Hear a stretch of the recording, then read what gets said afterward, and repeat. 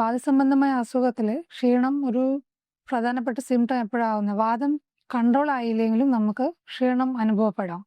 വളരെ disease activity ഭയങ്കര കൂടുതലാണ്, അതായത് അസുഖത്തിൻ്റെ ലക്ഷണം ഭയങ്കര കൂടുതലാണെങ്കിലും നമുക്ക് ക്ഷീണം ഉണ്ടാവാം. സോ അസുഖത്തിൻ്റെ അളവ് കുറച്ചിട്ടും, അതായത് അസുഖം കുറഞ്ഞു വന്നിട്ടും ക്ഷീണം ഉണ്ടെങ്കിൽ പിന്നെ എന്തൊക്കെ കാരണങ്ങൾ ഉണ്ടാവാം എന്നുള്ളതാണ് നോക്കേണ്ടത്. ഇപ്പം മിക്കപ്പോഴും ചിലവർ അനീമിക് ആയിരിക്കും, അതായത് ഹീമോഗ്ലോബിൻ രക്തത്തിൻ്റെ അളവ് കുറഞ്ഞിട്ടായിരിക്കും. പിന്നെ വേറെ ചിലവർക്ക് എന്തെങ്കിലും ഡയബറ്റീസ് റിലേറ്റഡ്, ഡയബറ്റീസ് കൺട്രോൾഡ് ആണോ, അതേ സമയത്ത് നമുക്ക് വൈറ്റമിൻ ഡി ലെവൽസ്, അല്ലെങ്കിൽ നമ്മുടെ ഷുഗർ ലെവൽസ്, തൈറോയിഡ് ലെവൽസ്, ഈ വക എക്സ്ട്രാ കാര്യങ്ങൾ നമ്മൾ ശ്രദ്ധിക്കേണ്ടതുണ്ട്. അപ്പോൾ ഇങ്ങനത്തെ എന്തെങ്കിലും കറക്റ്റബിൾ ഫാക്ടേഴ്സ് ഉണ്ടെങ്കിൽ അത് നമ്മൾ കറക്റ്റ് ചെയ്യണം. ഇത് കൂടാതെ നമുക്ക് എങ്ങനെയൊക്കെ ക്ഷീണം മാറ്റാം? ഇപ്പം ക്ഷീണം മാറ്റുന്ന പിന്നെയുള്ള വഴികൾ നമ്മൾ എക്സസൈസ് ചെയ്യാം. വ്യായാമം റെഗുലറായി ചെയ്യുമ്പം ക്ഷീണം ഒരു പകുതി വരെ നമുക്ക് കുറയ്ക്കാൻ പറ്റും.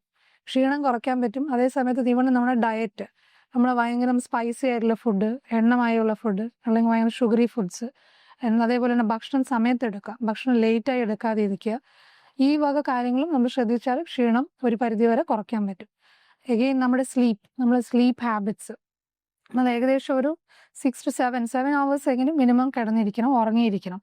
അപ്പോൾ നമ്മൾ ആ ഒരു നമ്മുടെ സ്ലീപ്പ് പാറ്റേൺ ശരിയാവുന്നില്ലെങ്കിലും നമുക്ക് ക്ഷീണം അനുഭവപ്പെടാം. സോ ഈ വക കാര്യങ്ങൾ നമ്മൾ ശ്രദ്ധിക്കണം. അപ്പോൾ കുറേയൊക്കെ നമുക്ക് ക്ഷീണം കുറയ്ക്കാൻ പറ്റും.